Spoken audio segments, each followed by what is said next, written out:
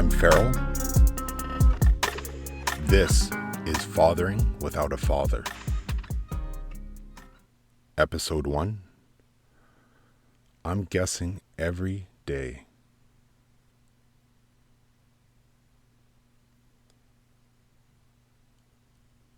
When I look back at my childhood and think about it all, I really don't have a single memory of my father teaching me anything. Not how to shave. No, I had to learn that on my own. Not how to work on cars. No, I had to learn that on my own as well. Not how to fight. I'm talking about fighting in a mature way. Not how to apologize. Like, definitely not how to apologize. Not how to properly treat, love, and respect a woman.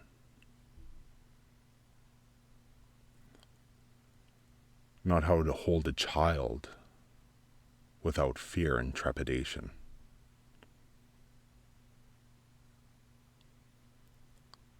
No, the only thing that I inherited from my father was his absence.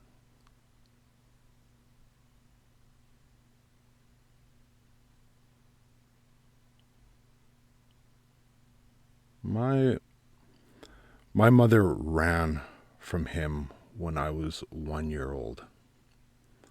I'm not talking about just left on good terms and everyone was happy at the end of it. No, I'm talking about she ran from him. She ran with my older sister. She ran with me. She ran from abuse, from beatings, from having to lie about where bruises came from. She ran from fists. She ran from fear. She ran from a house that wasn't safe for any of us.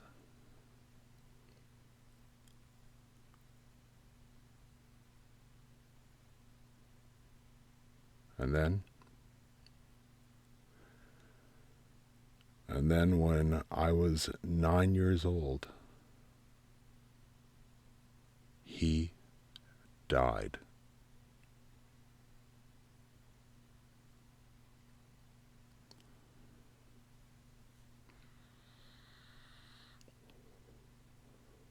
So, whatever answers I was supposed to get, whatever kind of explanations, whatever apology, whatever example even, all gone.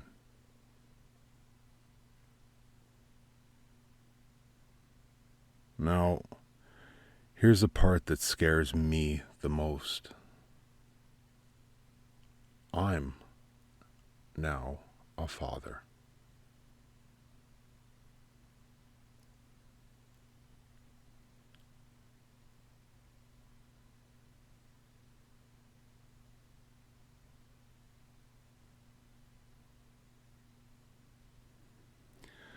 If you're listening to this and hoping for parenting advice, hoping for answers, hoping for a guidebook or blueprints, well, you should probably leave now. Now, I don't say that with hyperbole. I don't say that to be dramatic either. I say it because I don't know what I'm doing. I'm not an expert. I don't have a PhD behind my name. I'm not someone renowned in this field. I'm not healed. I'm not finished.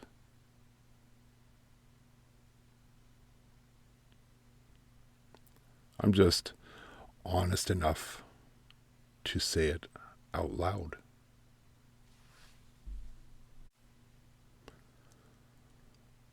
I'm a half-black man who grew up without a father.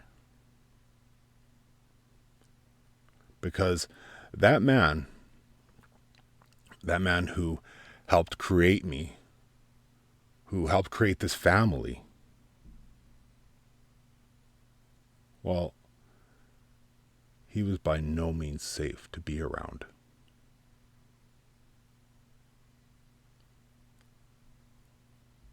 I want to say this clearly. This isn't a story about blaming my mom. I mean, really, how could I? She protected us.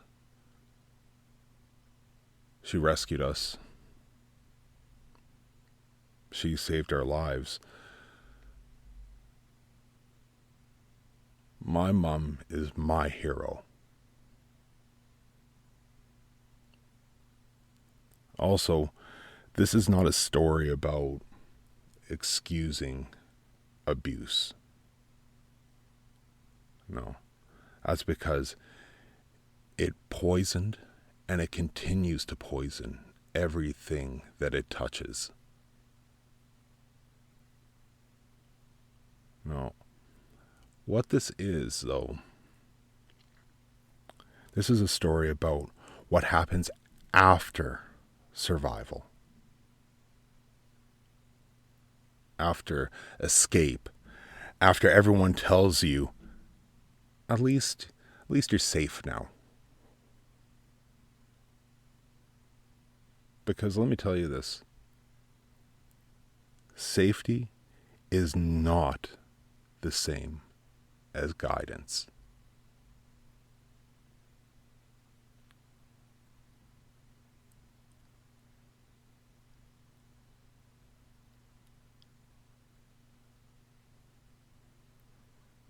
When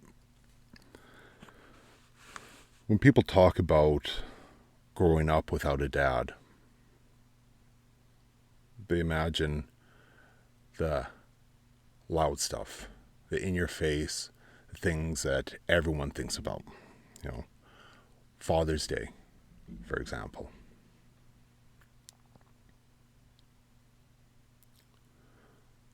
Sporting events. I grew up playing hockey and basketball.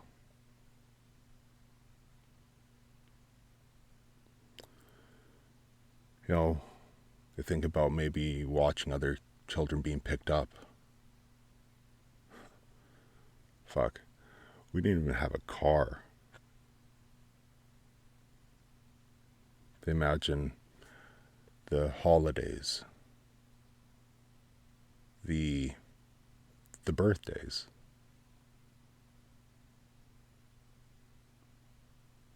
The empty chairs sitting around the dinner table. Yeah. Yeah, that stuff hurts. But it's not what stays. You know, what stays is a lot quieter, a lot more insidious,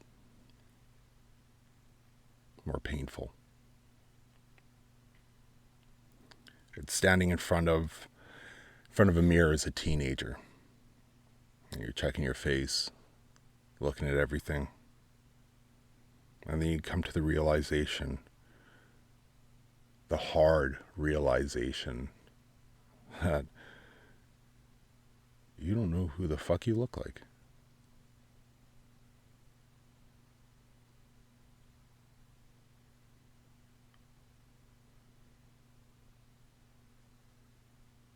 It's not knowing if your anger that's just so built up inside sometimes is normal or if it's inherited.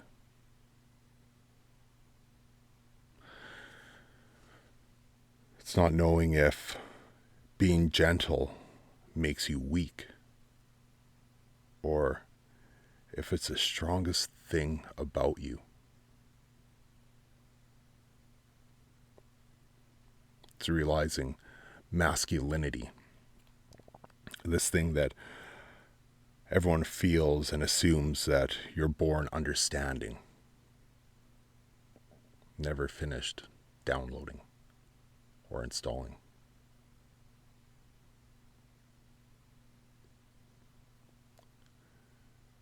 Me, I didn't grow up learning what men do. No, it's quite to the contrary, actually.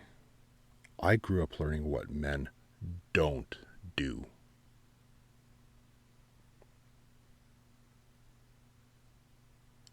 They don't stay. They don't explain themselves.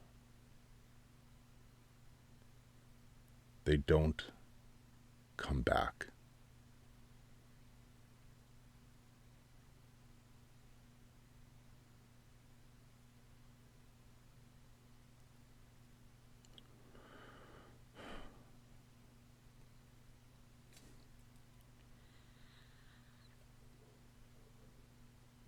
Being half black without a black father, it adds weight that really no one explains. That's because people expect you to know things you're never taught, like how to carry yourself, how to respond, how to be hard without being cruel.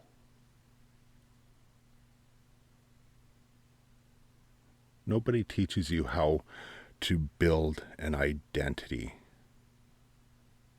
what it means to be black, especially to be black in this world today. No one teaches you to build that identity, especially when the man that could have guided, well, he was already gone before we could even speak.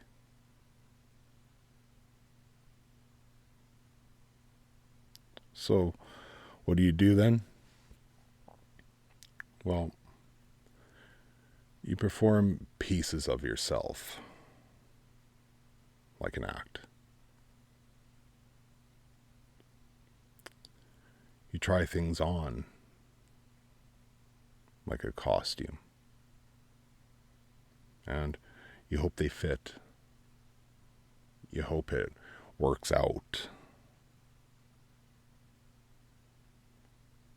And then sometimes you wonder, if he hadn't have been abusive, if he hadn't have died, if he just lived long enough to explain himself. I don't know. Would I be different?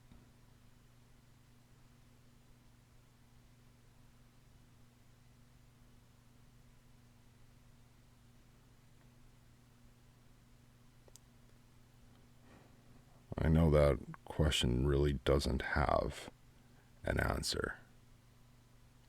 But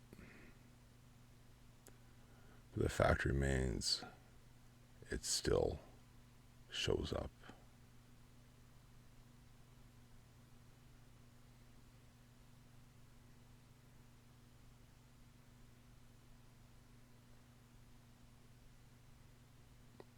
Now, nobody warns you what happens when you hold your first child.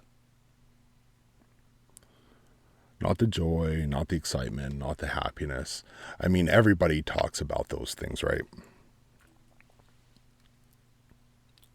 But what they don't always talk about is the fear.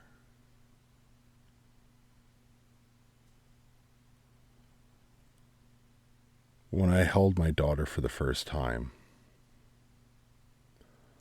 something inside of me opened up. It cracked open. Something that maybe I thought was gone, didn't realize was there. But at this moment, that's when I realized this little human, this perfect little angel, is going to learn what love looks like by watching me.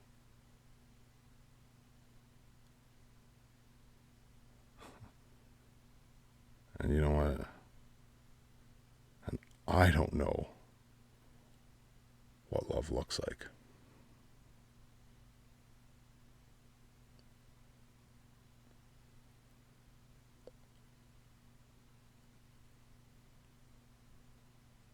When my son was born, it got heavier. It was amplified. Because here I am, now I'm not just a man without a father.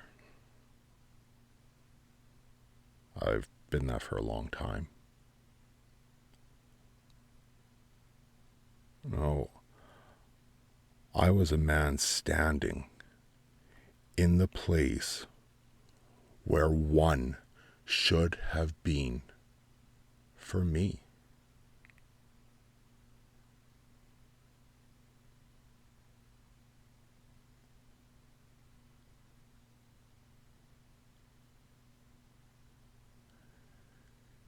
Now, here's a part I have a hard time admitting,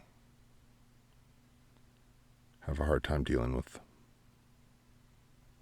So, I definitely don't talk about this very often. It's the fact that I can be distant. Not angry. Not violent. Like, definitely not violent. Just gone.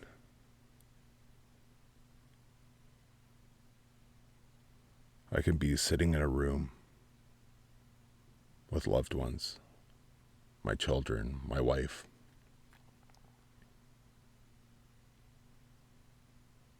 It could be action, everything happening around. And me, I'm just not there. And I can see it. I see it in my daughter's face when she's talking to me. And I'm giving her the obligatory nods and, yep, But I know I'm really not listening. And those are times that I just can't get back. And my son, when he gets louder and louder, Not not because he's wild. Well, actually, let me stop right there. Actually, he is wild, but when he gets louder, it's not because he is wild. These situations, it's because he's checking to see if Daddy's still with him.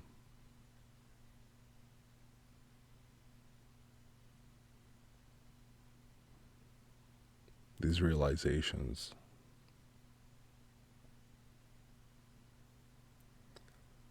these realizations hurt more than anger ever could and ever did.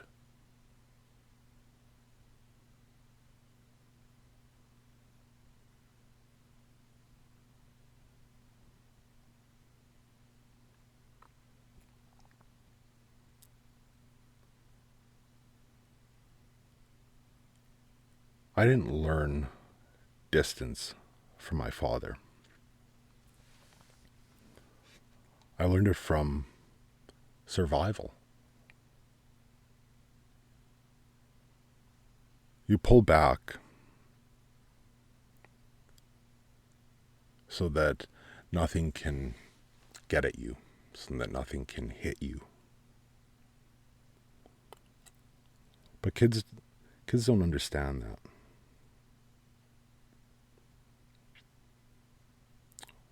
We just feel alone.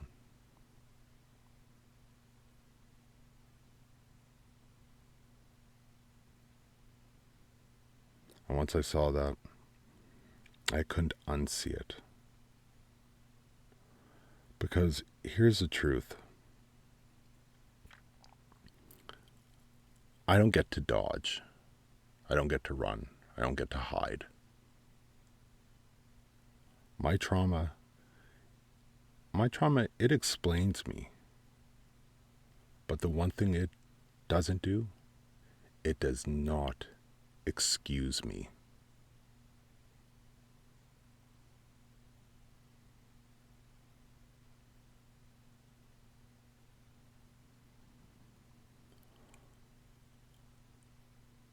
I am terrified of what I might pass down. Not violence. No. Silence. Emotional absence. It's wrapped up in the I'm tired. I'm busy. Oh, can we do that later? I know I'm guilty of saying those things so many times, more times than I'd like to admit.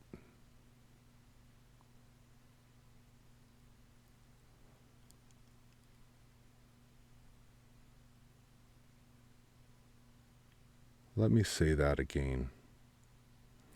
I'm not afraid of becoming my father. I'm afraid of becoming invisible.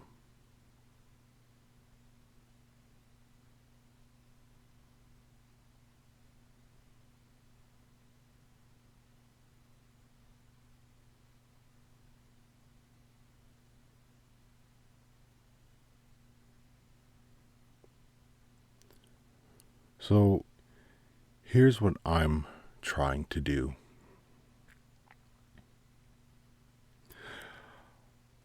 I'm trying to apologize when I mess up. And I do that when it's uncomfortable. In fact, especially when it's uncomfortable. I try to be more vocal with the I love you, even when no one taught me how to say it. I try to hug more. I'm not a person who is very tactile. So hugging is sometimes very foreign to me. It's very uncomfortable. Once again, that's Not what I need, but they need hugs as well.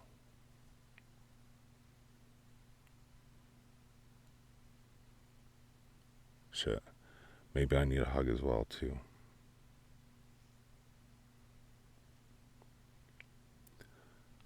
I also stay. Even when I'm tired. Even when I'm unsure. Even when I feel like I'm an imposter that's just wearing a dad man shirt. Because being absent,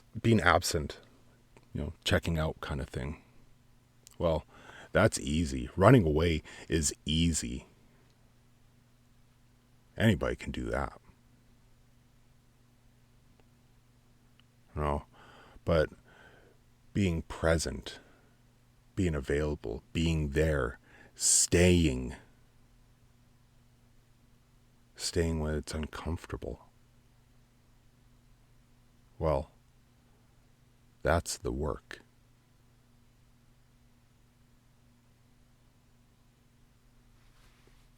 This podcast isn't about answers.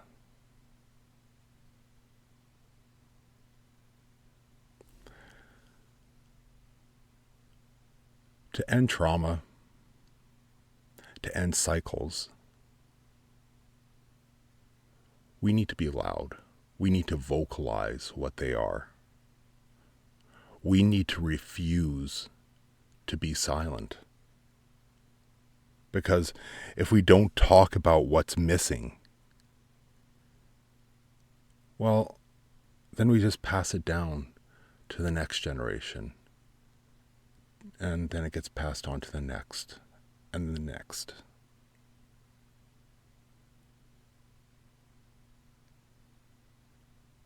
It has to stop somewhere.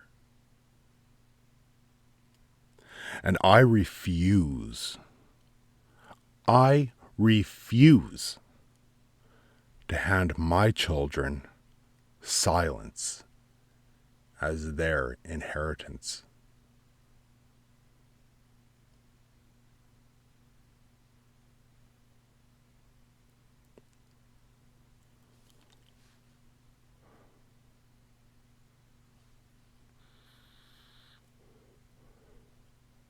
I'm guessing every day.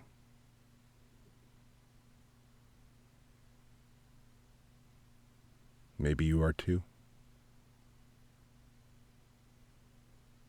Trying to figure out this thing called parenthood.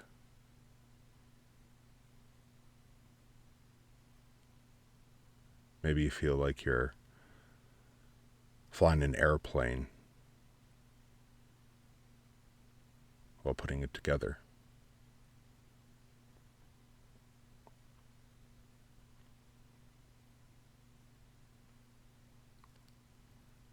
You feel overwhelmed, tired, and stressed. Feel like you're a shit parent.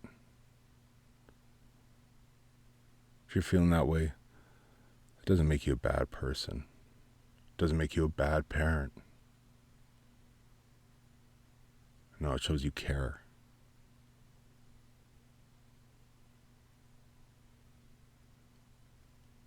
I'm making the choice to stay.